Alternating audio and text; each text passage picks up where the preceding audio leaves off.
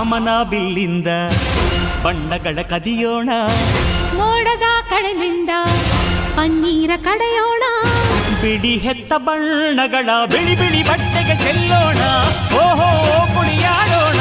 ಹೋಳಿ ಹೋಳಿ ಹೋಳಿ ಹೋಳಿ, ಏಳೇಳು ಬಣ್ಣದ ಬೆಳ್ಳಿ ಹೋಳಿ.